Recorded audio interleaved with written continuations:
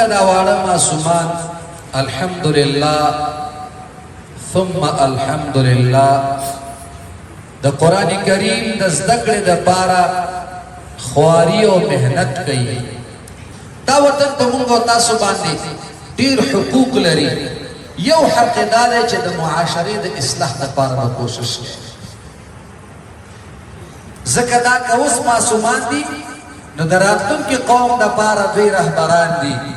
او بیا عبدالله ابن عمر صاحب وایي موږ هم یو وخت کې معصومان وو، اوس د خپل قومونو دپاره رهبران جوړ شوي. کوشش کوئ بچو چې ځانونو نه څه جوړ کړئ او کوشش وکړئ، محنت وکړئ. موږ وایو دین زموږ مقصد دی خو دنیا مو ضرورت دی.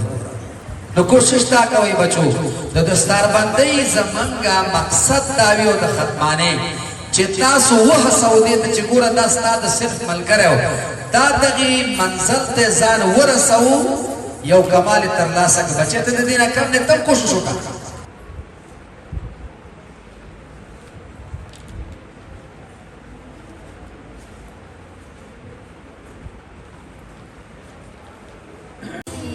بسم الله الرحمن الرحيم. ألف لام ميم. ذلك الكتاب لا ريب فيه هدى للمتقين الذين يؤمنون بالغيب ويقيمون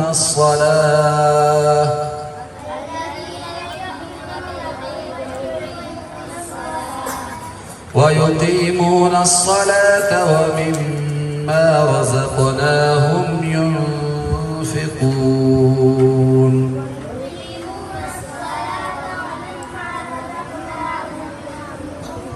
اللہ تعالیٰ دې ختمانی مبارکی او خوشحالی یو پلسا یو پسلا اللہ دې وارثینو کورنیو ته ورکړي. څنګه چې د قرآن کریم د ختمېدو توفیق یې ورکړه، الله دې د صحیح معنا او د عمل توفیق ورنصیب کړي. ګورئ بچو زمونږ او ستاسو دغه اداره د قرآن کریم او د احادیثو د رسول الله مبارک د خدمت لپاره جوړه ده.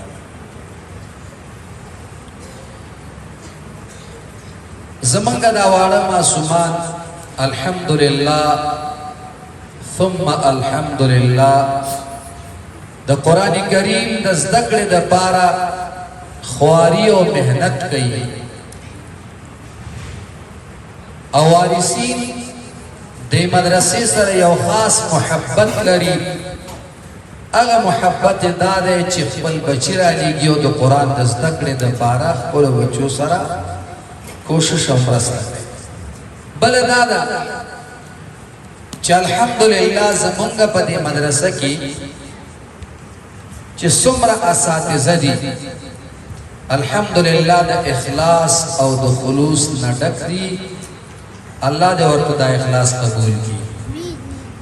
په ډېر کم مادیاتو باندې د قرآن کریم خدمتونو ته ملا تړلې ده او ځان باندې شپه ورځ یو کوي او د یو شاګرد د زده کړې دپاره محنت او کوشش او د هغه تکلیف ګرمي او یخ دا په ځان باندې برداشت کوي د دې دپاره چې دوی څه زده کړي. بچو تاسو ځانونه واړه مه ګڼئ، تاسو د راتلونکي قومونو دپاره رهبران یئ.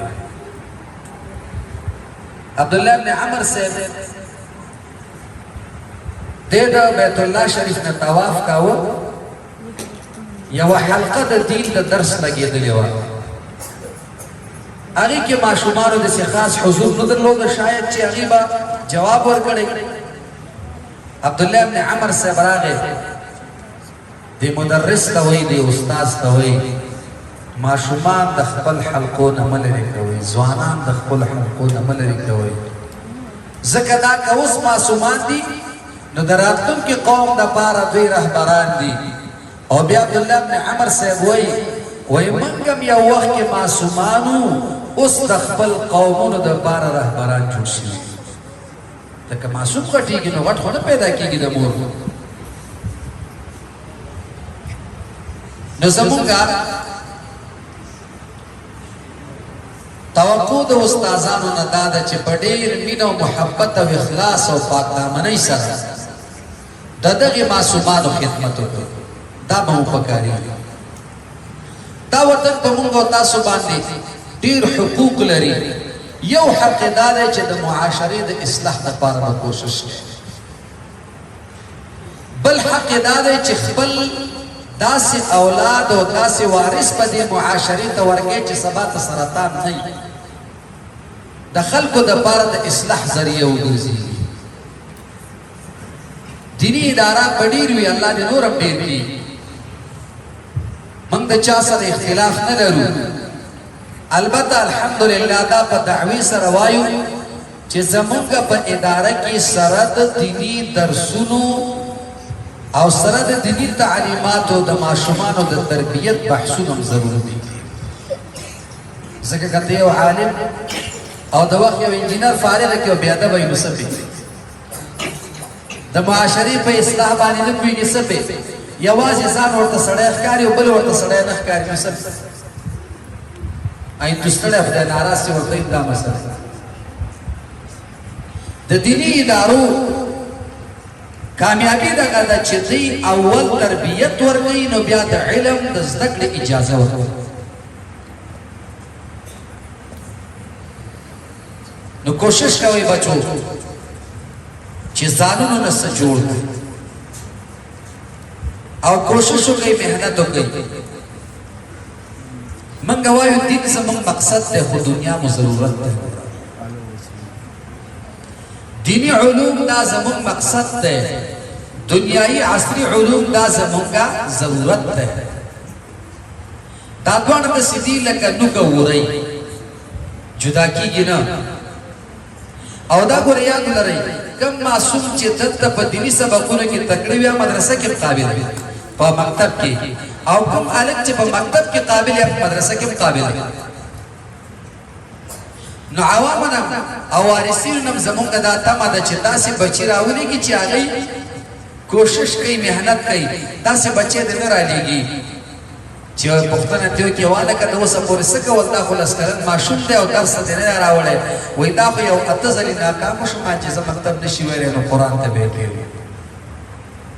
نو چې ته داسې غوړ بانکۍ ما ته راوړې او بیا توقع زمانه دا کوي چې ما ته به ترنه امام ابو حنیفه جوړی، ما ته به ترنه امام غزالی جوړی، ما ته به د دې نه امام بخاري جوړی رحمهم الله تعالی علیهم اجمعین. دا خو امکان نه لري.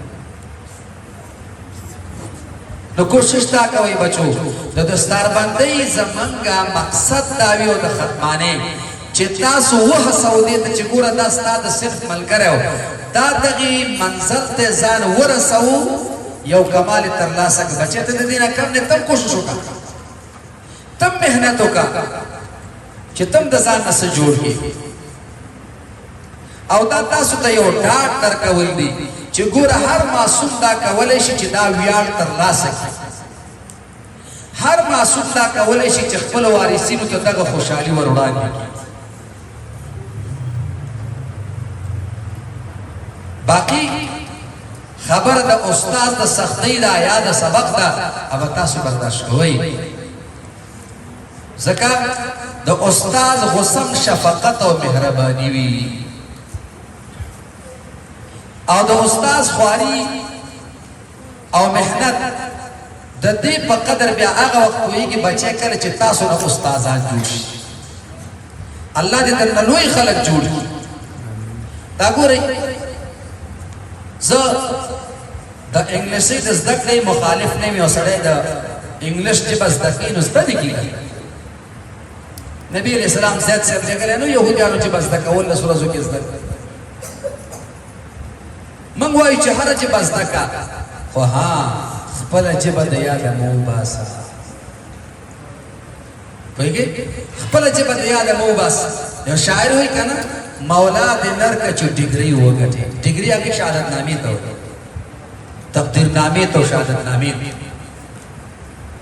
ستایلیک چې ورته بازي خلک وایي مولا دې نر کا چې ډیګري وګټي او پښتنو سره خبرې په پښتو کې کوي نن زمونږ متاسفانه چې یو الګ لګ انګلیسي یاد کی نو بیا چې دنه پښتنه کوي نو ټول نیمه ژبه موراني خوړلې والکه ولې داسې خفه بس نه پوهېږم کنفیوز